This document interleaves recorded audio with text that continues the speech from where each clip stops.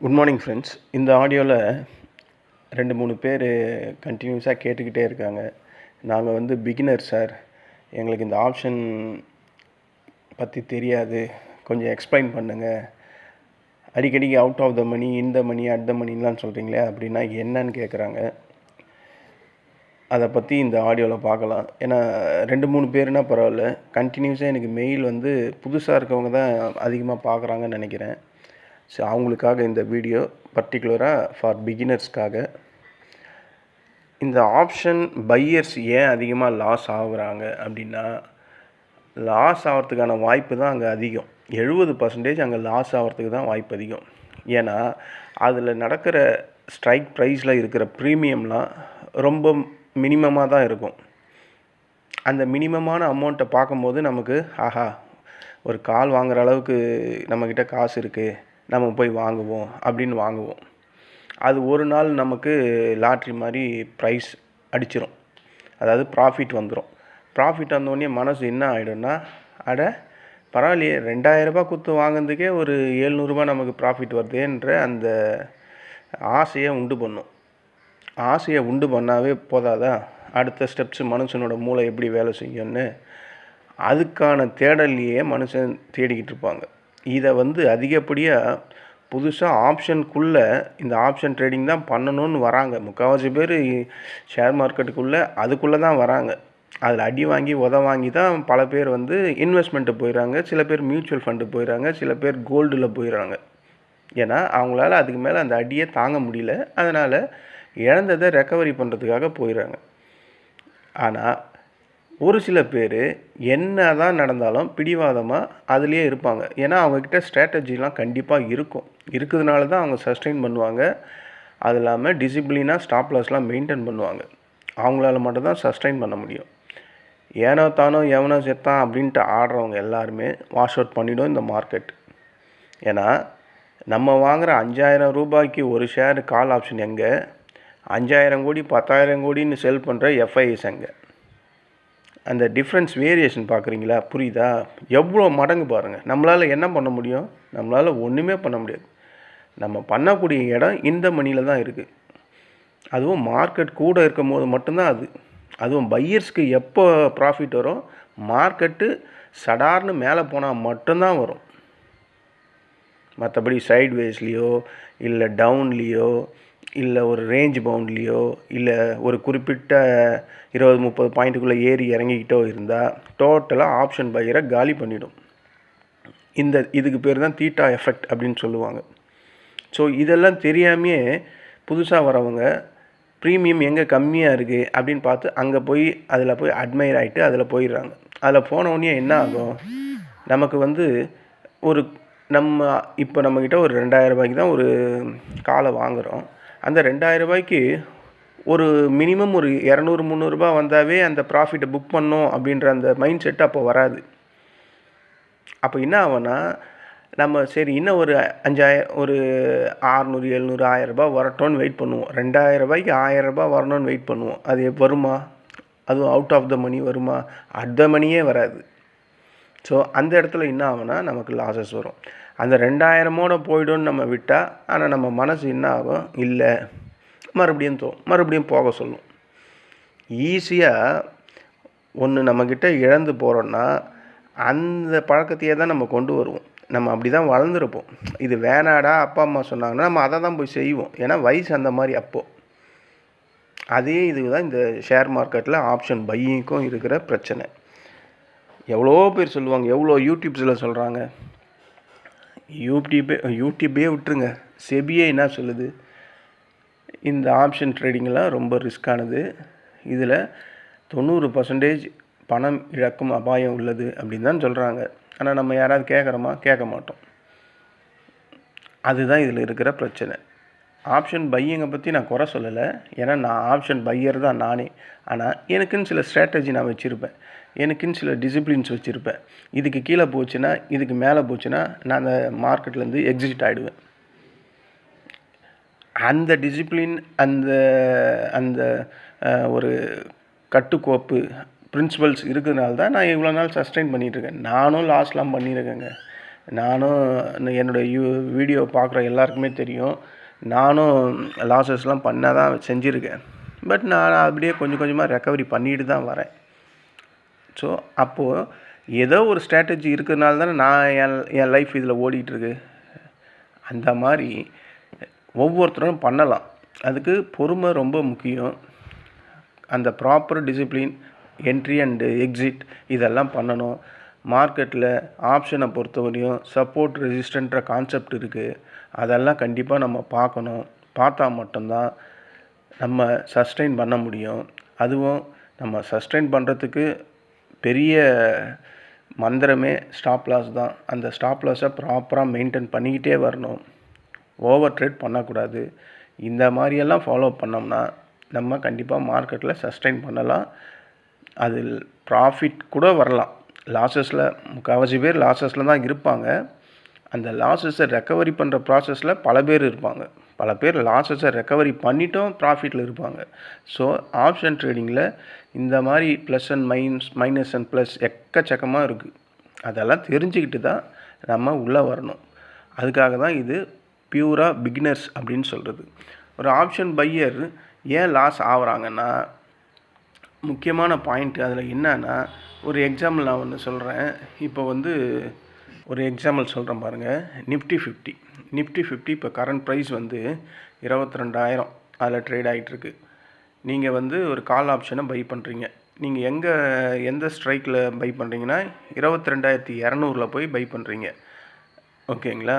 அது 22,200 என்னது, ஒரு அவுட் ஆஃப் த மணி தான் அது. அப்போது ப்ரீமியம் அங்கே 80 ரூபாய் இருக்குது. அதோடய லாட் சைஸ் இப்போ இருக்கிற லாட் சைஸ் 75, நம்ம 50னே வச்சுப்போம். 50 அதோட லாட் சைஸு. இந்த புதுசாக வர பையர் என்ன பண்ணுறாங்கன்னா, கால் பையர்ஸ் எக்ஸ்பெக்டேஷன் என்ன பண்ணுறாங்க, இது 22,200க்கு போகும் அப்படின்னு எக்ஸ்பெக்ட் பண்ணுறாங்க. ஆனால் மார்க்கெட் ஸ்ட்ரைக் ரேட் ட்ரேட் ஆகிற இது 22,000 ட்ரேட் ஆகிட்டுருக்கு. அப்போது அந்த 80 ரூபாய்ன்ற ப்ரீமியமை நம்ம வாங்குகிறோம். நிஃப்டி 50ல் ஒரு ஷேர் 50 குவான்டிட்டி. ஸோ அப்போ 4,000 ரூபாய் ப்ரீமியம் நம்ம கொடுக்குறோம் ஒரு லாட்டு வாங்கிறதுக்கு. அப்போது இதில் ஒரு 4-5 சினாரியோ நடக்கிறதுக்கான வாய்ப்பு இருக்குது. மார்க்கெட்டு 22,000லேருந்து 21,900 அப்படின்னு போச்சுன்னா உங்களுக்கு லாஸ் வரும். 22,100ன்னு போனாலும் லாஸு தான் வரும். 22,200க்கு மேலே ட்ரேட் ஆனால் தான் உங்களுக்கு ப்ராஃபிட்னு வரும். இல்லை 22,200 ட்ரேட் ஆனால் கூட டைம் டிகேல அது லாஸஸில் தான் இருக்கும். அப்போது 22,300, 22,400, 22,450 இந்த மாதிரி ஹை ரேஞ்சில் போகும்போது மட்டும்தான் நமக்கு ப்ராஃபிட் வரும் நிஃப்டி 50ல்.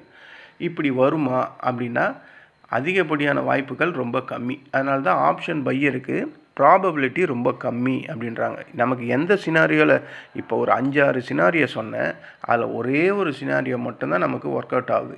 எங்கே, நம்ம வாங்கின ஸ்ட்ரைக் ப்ரைஸ்லேருந்து மார்க்கெட் மேலே போயிருந்தால் மட்டும்தான். நம்ம 22,200 வாங்கியிருக்கோம். அந்த மார்க்கெட் 22,200க்கு மேலே போயிருக்கணும். அதாவது 22,300, 400, 500, 450 அப்படி போனால் மட்டும்தான் ப்ராஃபிட் வரும். இல்லை அந்த 22,200க்கு கீழே இருந்தாலும் லாஸ் தான் வரும். எக்ஸாக்டாக அந்த லெவல்லையே ஏறிக்கிட்டோம் இறங்கிக்கிட்டோம் இருந்தால் அதுலேயும் லாஸ் தான் வரும். ஸோ வாய்ப்புகள் அதிகமாக ஆப்ஷன் பையருக்கு லாஸஸ் சைடு தான் இருக்குது. ஓகேங்களா? அப்போது இந்த மாதிரி இவ்வளோ பிரச்சனை இருக்கக்கூடிய இந்த ஆப்ஷன் பையர்ஸில் அப்போது லாபம் வரக்கூடியான இடங்கள் ரொம்ப லிமிட்டடான ஏரியாவில் தான் இருக்குது. அதை தான் நம்ம ஃபோக்கஸ் பண்ணி நம்ம வின் பண்ண முடியும். இல்லைனா எப்படிங்க எல்லா ஆப்ஷன் பையர்ஸ் புதுசாக வர எல்லாருமே லாஸ் ஆவாங்கன்னா அப்போ அது ஒர்த்லெஸ் தானே. அப்போ ஏன் வரப்போகிறாங்க? அப்போ இருக்குல்ல, எங்கேயோ ஒரு இடத்துல ப்ராஃபிட் பண்ணுறாங்க அப்படின்ற ஒரு மெத்தட் இருக்குல்ல. அந்த மெத்தட் வர வரையும், அந்த பொசிஷன் வர வரையும், கேண்டில் ஸ்டிக்ஸ் அந்த சப்போர்ட் அந்த ரெசிஸ்டன்ட் வர வரையும் நம்ம வெயிட் பண்ணி தான் ஆகணும். சில பேரால் வெயிட் பண்ண முடியாது. அந்த ஈகர்னஸ்னால் சில பேர்லாம் இருக்காங்க, அந்த 9:15 ஆனவொடனே ஒரு படபடப்பாயிடும் அவங்களுக்கு. மார்க்கெட் ஓப்பன் ஆக போகுதுன்னு 9 மணிக்கே போய் சிஸ்டத்தை ஆன் பண்ணி உக்காந்துட்டு இருப்பாங்க. நான் இருந்திருக்கேன். நானே நைட்டில் ஓவர் நைட் பொசிஷன் வாங்கி வச்சுருவேன். கால் சைடில் வாங்கி வச்சுட்டு எப்படா அந்த 9:15 ஆகும்னு வெயிட் பண்ணிக்கிட்டு இருப்பேன். நைட்டே தூக்கமே வராது. எப்போ தூக்கம் வராதுன்னா, மார்க்கெட்டு யூஎஸ் மார்க்கெட்டில் அங்கே நல்லா க்ரீனிஷாக முடிஞ்சிருக்கும். எப்படா இந்த பொழுது விடியும்னு இருக்கும். எப்படா 9:15 ஆகும்னு இருக்கும். எப்படா இந்த பொசிஷனை ஒரு லாபத்தில் க்ளோஸ் பண்ணுவேன்னு இருக்கும். ஆனால் அடுத்த நாள் காலையில் ஓப்பன் ஆகும்போது யூஎஸ் ஃபியூச்சர்ஸ் எல்லாம் மைனஸில் ட்ரேட் ஆகிட்டு இருக்கும். அப்போது நான் எக்ஸ்பெக்ட் பண்ண ஒரு 100 கேப் அப்பு 200 கேப் அப்புன்றது அங்கே வரவே வராது. வந்தால் 60 70 அப்படின்னு வரும். ஆனால் ப்ராஃபிட் தான் வரும்னு வச்சுங்க. ஆனால் நான் நினச்ச ப்ராஃபிட் வராது.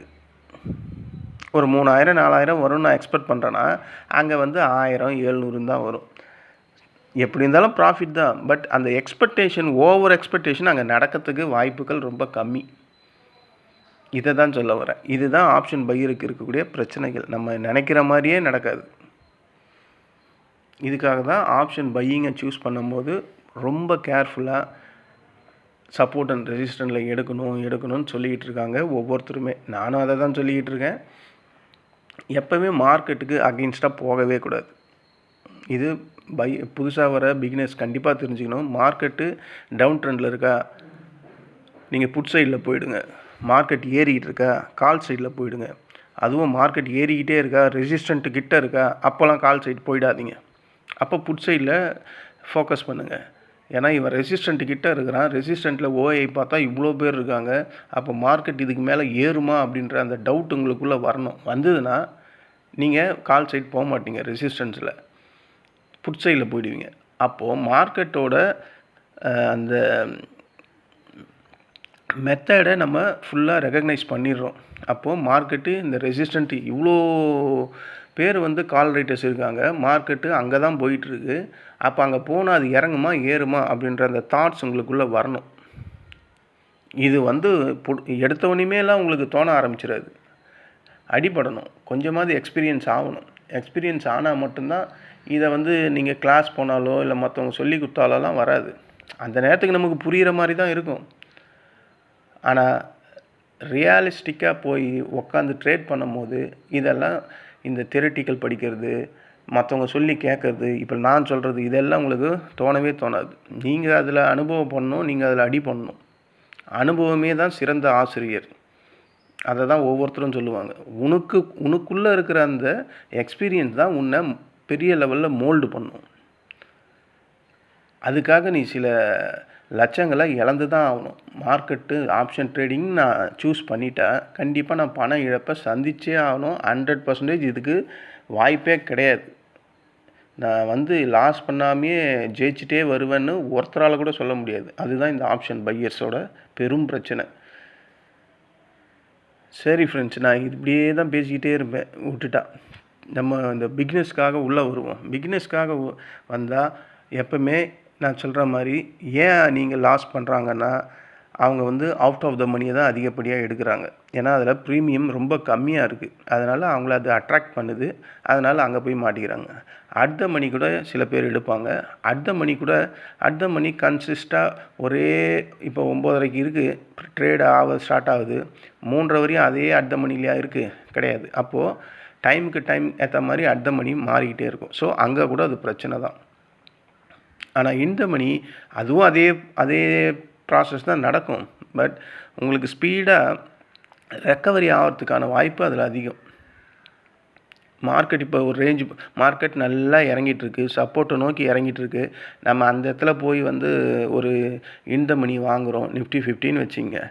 அப்போ மார்க்கெட் அந்த சப்போர்ட்லேருந்து ரிவர்ஸ் ஆச்சுன்னா இந்த மணி தான் ஃபஸ்ட்டு உங்களோட லாஸஸ்லேருந்து ரெக்கவரி ஆகும். அட் த மணியும் அவுட் ஆஃப் த மணியும் ஆகும். அதாவது வேகமாக ஓடுற குதிரை எப்படி, யானை எப்படி? குதிரை வந்து இந்த மணி மாதிரி, யானை வந்து அட் த மணி மாதிரி, அவுட் ஆஃப் த மணியெல்லாம் வந்து நம்ம ஆமை மாதிரி. இவ்வளோ தான். எல்லாமே ஓட தான் செய்யும். ஆனால் எப்படி ஓடுறது அப்படின்ற அந்த வித்தியாசம்தான் வேணும். அதில் அதிகமாக ஓடக்கூடியது குதிரை மாதிரி இந்த மணி மட்டும்தான் சல்லுன்னு மேலே போயிடும். இதெல்லாம் நான் அனுபவப்பட்டதுனால உங்களுக்கு சொல்கிறேன். இல்லைனா எனக்கு மட்டும் எப்படி தெரியும்? அதனால் இந்த மணியை ஃபோக்கஸ் பண்ணுங்கள். அதே மாதிரி மார்க்கெட்டோட ட்ரெண்டுக்கு ஏற்ற மாதிரி ட்ரேட் பண்ணுங்கள். எப்போவுமே எக்ஸ்பைரி டேயில் ஓவர் பொசிஷன் வாங்கி வைக்காதீங்க. அது வச்சிங்கன்னா அது பியூராக லக்கு தான். நான் எப்போவுமே இந்த ஓவர் நைட் பொசிஷன்லாம் லக்குன்னு தான் சொல்லுவேன். ஏன்னா நம்ம எதுவுமே அதில் பண்ண போகிறதே கிடையாது. வாங்கி வச்சிட போகிறோம். 3.25க்கு ஒரு ஷேர் வாங்கி வச்சிட போகிறோம். அது கால் சைடோ புட் சைடோ ஏதோ ஒன்று வாங்கி வச்சுருக்கோம். நம்ம போய் நைட்டில் அதுக்கு எதாவது பண்ணுறோமா? ஒன்றும் கிடையாது.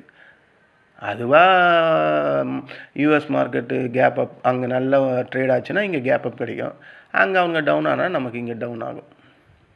இதில் நம்ம என்ன பண்ண போகிறோம்? ஒன்றுமே கிடையாது. அப்போது பியூராக லக்கை பேஸ் பண்ணி இந்த ஓவர் நைட் பொசிஷன் எடுக்கிறதுனால பாதி பேர் அழிஞ்சிருப்பாங்க ஸ்டார்டிங்கில். நான் இப்போ அதெல்லாம் எடுக்கிறத டோட்டலாக விட்டுட்டேன். ஏன்னா என்னால் அதில் எதுவுமே பண்ண முடியாது. வாங்கி விட்டுட்டுனா அது விட்டது தான்.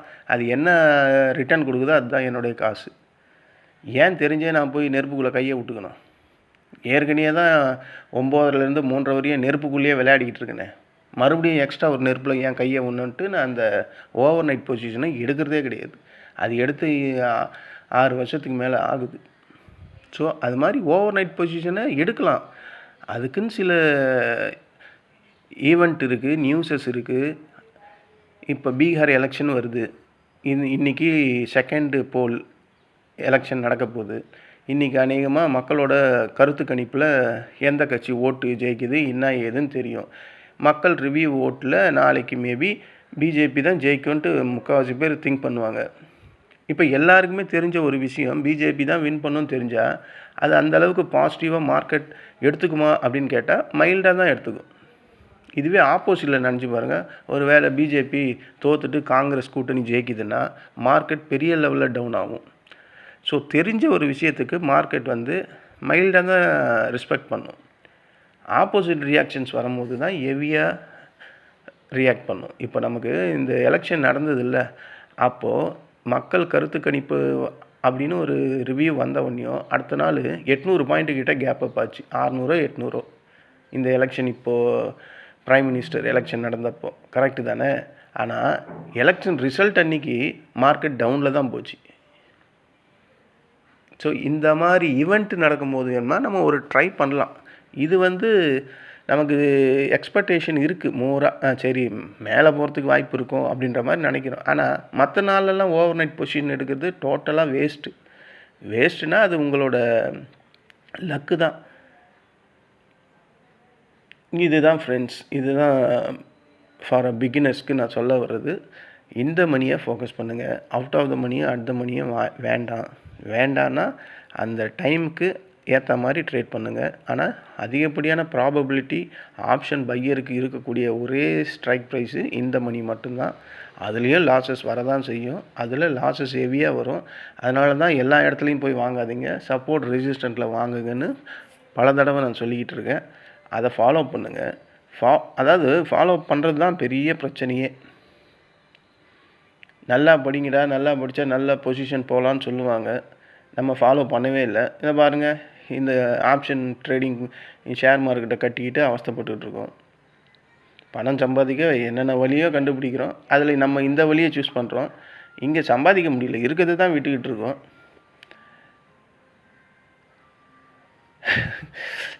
இப்படியே பேசிகிட்டு இருந்தால் பேசிகிட்டே தான் இருக்கணும்.